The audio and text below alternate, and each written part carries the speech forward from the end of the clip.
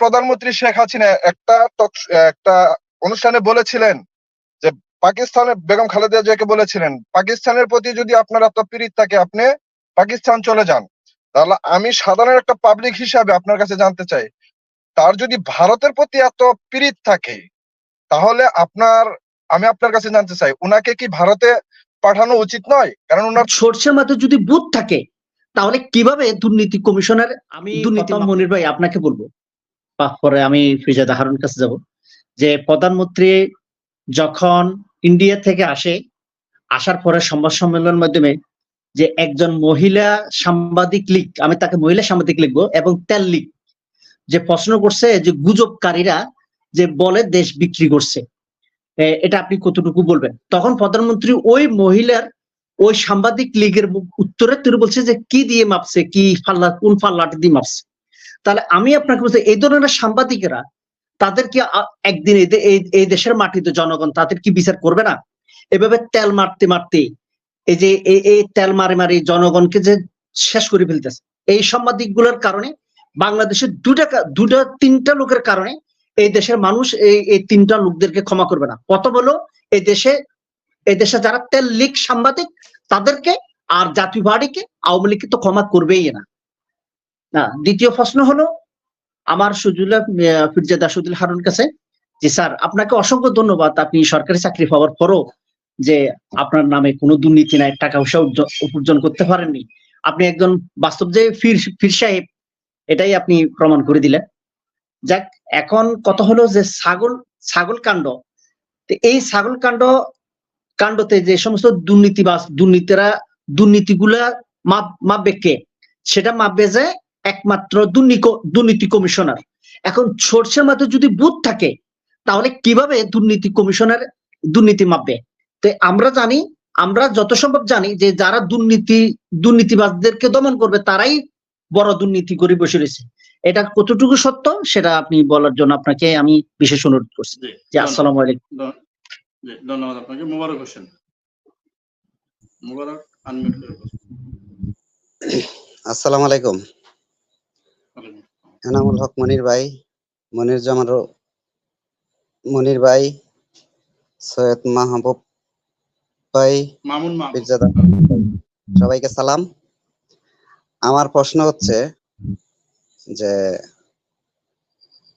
আমাদের বর্তমান প্রধানমন্ত্রী উনি যা বলে যা করে, উনি যে দম্ভের সাথে বলে, যা সবকিছু বলে যে ও তো সরকারের প্রধান, ও সরকার প্রধান হিসেবে ও তো এটা বলতে পারে যে আমার সরকার বা আমরা যারা সরকারে আছি ওরা, কিন্তু উনি তো দম্ভ করে সবকিছুই বলে সবকিছু আমিই করি। এখন সবকিছু যদি ও করে তাহলে সমস্ত দুর্নীতির দায় ওর উপরে পড়ে কিনা? আর সবচেয়ে বড় কথা হচ্ছে মনির ভাই, সবাইরই বলি, আওয়ামী লীগের বিবেক মারা গেছে। আওয়ামী লীগ যারা করে, যারা সরকার আছে, এদের বিবেক মারা গেছে। এদের আসলে কিছু বইলা, ভালো কথা বইলা লাভ নাই। এদের ইমোশনাল হিট করতে হবে, আমার মনে হয় আর কি, যে ইমোশনাল হিট করতে হবে। ইমোশনাল হিট করলে এদের বিবেক জাগবে, এদের বিবেক জাগাইতে হবে। আর আসলে বিবেক বিবর্জিত হয়ে গেছে। গতকালকে প্রধানমন্ত্রীর সংবাদ সম্মেলনটা দেখলাম, ওইখানে তো প্রধানমন্ত্রী কথা বলছে, মানে কোনো একটা কথা জনগণের কল্যাণে আছে কিনা? আপনারা কি খুঁজে পাইছেন যে মানুষের কল্যাণে, দেশের কল্যাণে কোনো কিছু বলছে প্রধানমন্ত্রী? এরকম তো না। আসলে আমরা এরকম হইলাম কখন থেকে, কিভাবে হইলাম? মানে আমাদের বিবেক কোথায় গেল? আমাদের দেশে এই যে রেল করিডোর দিলে প্রধানমন্ত্রী বললো যে এটা মাপার যন্ত্র কি? আচ্ছা, ইন্ডিয়া সম্পর্কে তো আমরা জানি, আমরা সাধারণ মানুষ হইলো আমরা ইন্ডিয়া সম্পর্কে জানি। যখন ইন্ডিয়া রেল এখান দিয়ে যাবো, আমরা কিন্তু ইন্ডিয়া রেলের দেখতেও পারবো না ওটার মধ্যে কি যাচ্ছে। চেক করার কোনো সম্ভাবনা আছে যে বাংলাদেশ ইমিগ্রেশনে এটা চেক হবে? ওটাতে অস্ত্র যাইতে পারে, চোরাচালান যাইতে পারে, জ্বালানি যাইতে পারে, অনেক কিছু যাইতে পারে। দেখা যাবে হয়তো যে ওদেরই লোকজন এইখানে হামলা করব, হামলা করে বলবো যে আমাদের রেলে হামলা হয়েছে, আমরা এখানে সেনা পাঠাবো। তখন সেনা ঘাঁটি করবে, আস্তে আস্তে এইভাবেই তো বাংলাদেশ দখলের চেষ্টা করব। এই জিনিসটাকে প্রধানমন্ত্রী নিজেও বুঝে না। দেশের মানুষ আমরা মনে করি যে প্রধানমন্ত্রী পাগল। আপনারা কি এদের ইমোশনাল হিট করে এদের বিবেক জাগাইতে পারবেন কিনা? আমার প্রশ্ন হলো, এদের ইমোশনাল হিট করে বিবেকটা জাগাইতে পারবেন? ধন্যবাদ। ধন্যবাদ। মনির। ধন্যবাদ এনাম ভাই এবং সম্মানিত তিনজন আলোচক, আসসালামু আলাইকুম। জাতীয় সংসদে দুইজন এমপি দুই রকম কথা বলেছেন। একজন বলেছেন যে বাংলাদেশে ঋণ খেলাপি হলো 5,00,000 টাকা। তাহলে আমার প্রশ্ন, কত কোটি টাকা ঋণ খেলাপি হইলে এদের বিরুদ্ধে ব্যবস্থা নেবেন এবং সন্ধান করবেন যে এরা এত টাকা কি করেছে? আরেকজন বলেছেন যে বর্তমান বিদ্যমান আইনে কর্মকর্তাদের দুর্নীতি করার সুযোগ রয়েছে। তাহলে এত বছর কি আওয়ামী লীগ এই আইন চোখে দেখে নাই? এরা কি অন্ধ ছিল? আর এরপরে দেখেন আওয়ামী লীগের দলীয় অ্যাকাউন্টে 100 কোটি টাকা। আমার একটা প্রশ্ন, আপনাদের জানা থাকলে বলবেন, এই 100 কোটি টাকার উৎস কি? এটা কিভাবে এখানে আসলো? এরপর দেখেন 74-এর দুর্ভিক্ষ হয়েছে আওয়ামী লীগের কারণে। আওয়ামী লীগের 75 বছর পূর্তি উপলক্ষে দেশের মধ্যে তাদের নাম আসতেছে মাদার অফ করাপশন। তাহলে তাদের যত রকম করাপশন এই 75 বছর পরে সব সামনে আসতেছে। আর আমরা প্রতিদিন বিভিন্ন বিষয় নিয়ে সরকারের আলোচনা করি, যত দুর্নীতিবাজের বিরুদ্ধে আলোচনা হইতেছে এদের কারোই বিচার হবে না। কারণ এরা বর্তমান সরকারের ব্যবহৃত টিস্যু। এরা যেইভাবে হোক, যে কোনো ভাবে হোক, সরকার এদেরকে সাপোর্ট দিবে, এদেরকে সুযোগ দিবে দেশ থেকে চলে যাওয়ার জন্য, এবং বিভিন্ন রকম ভাবে সাপোর্ট দিতেছে। এরপরে দেখেন রেল লাইনের ইজারা দিয়েছে, কিন্তু আমরা নেপালের সাথে বাণিজ্য করবো, ভুটানের সাথে বাণিজ্য করবো, 12-13 কিলোমিটার জায়গা ট্রানজিট ওরা কেন দিচ্ছে না? আমাদের সরকার কেন বলছে না যে আমাদেরকে ট্রানজিট দিলে আমাদের সুবিধা হবে? তারা এই ট্রানজিটটা কেন আদায় করতে পারতেছে না? এরপর দেখেন এত বন্ধু, এরা গতকালকে সীমান্তে একজন বাংলাদেশি মারা গেছে। তাহলে এসব বিচার দেখবে কে? ধন্যবাদ আপনাদের সবাইকে। ধন্যবাদ। মাসুম দেন, আনমিউট করে প্রশ্ন করেন মাসুম। ধন্যবাদ মনির ভাই।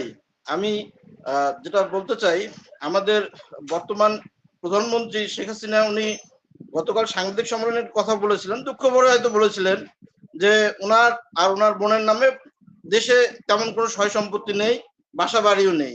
তো মনির ভাই আসলে আমিও একটু দুঃখের সুরে বলি যে প্রশ্ন আকারে পীরজাদা হারুন সাহেবের কাছেই বলি যে স্যার, আমাদের দেশে নারীরা যখন বিবাহিত হয়ে যায় তাদের আসল ঠিকানা হয়ে যায় শ্বশুর বাড়ি। তো আমাদের মাননীয় প্রধানমন্ত্রী শেখ হাসিনার তো শ্বশুর বাড়ি পীরগঞ্জে আছেন, এরপরও কেন তিনি বলেন যে আমার দেশে কোনো সয় সম্পত্তি নেই? এটা আপনার কাছে প্রশ্ন রাখছি, বিশ্লেষণ আকারে বলবেন, এটা কি তার বলাটা ন্যায্য হচ্ছে?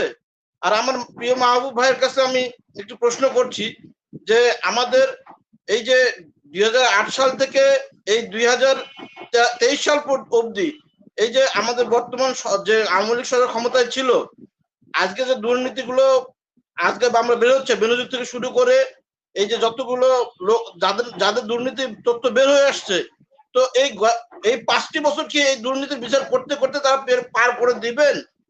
এইটা আমি আপনার কাছে প্রশ্ন রাখছি যে তারা কি 5টি বছর এই দুর্নীতির বিচার করতে করতে পার করবেন? জাতিকে এটাই দেখাবেন নাকি দেশের উন্নয়নের কাজে তারা কোনো আবেদন রাখবেন?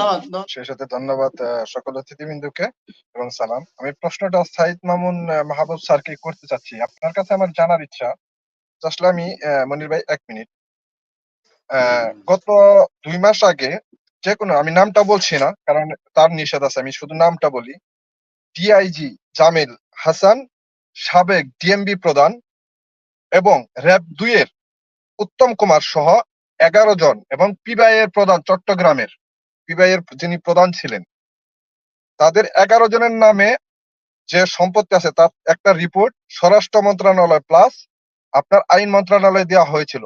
যে পুলিশ কর্মকর্তা এই রিপোর্টটা দিয়েছিল তাকে তার পরের দিন ওই জায়গায় থেকে ট্রান্সফার করে জামালপুর পাঠানো হয়েছে। আমি নামটা বলছি না কারণ যেহেতু তার নিষেধ আছে নামটা না বলার জন্য।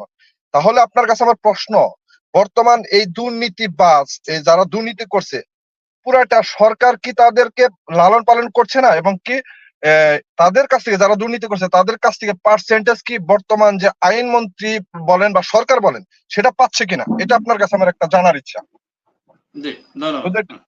আরেকটা প্রশ্ন আমি পীরজাদা স্যারকে করতে চাচ্ছি। আপনার কাছে আমার জানার ইচ্ছা, বর্তমান প্রধানমন্ত্রী শেখ হাসিনা একটা অনুষ্ঠানে বলেছিলেন যে পাকিস্তানের বেগম খালেদা জিয়াকে বলেছিলেন, পাকিস্তানের প্রতি যদি আপনার এত প্রীতি থাকে আপনি পাকিস্তান চলে যান।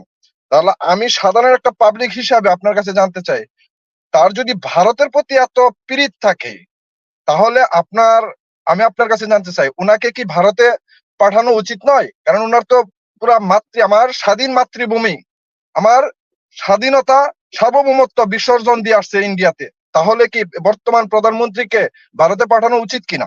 এই প্রশ্নটার উত্তরটা আপনি আমাকে দিয়ে যাবেন।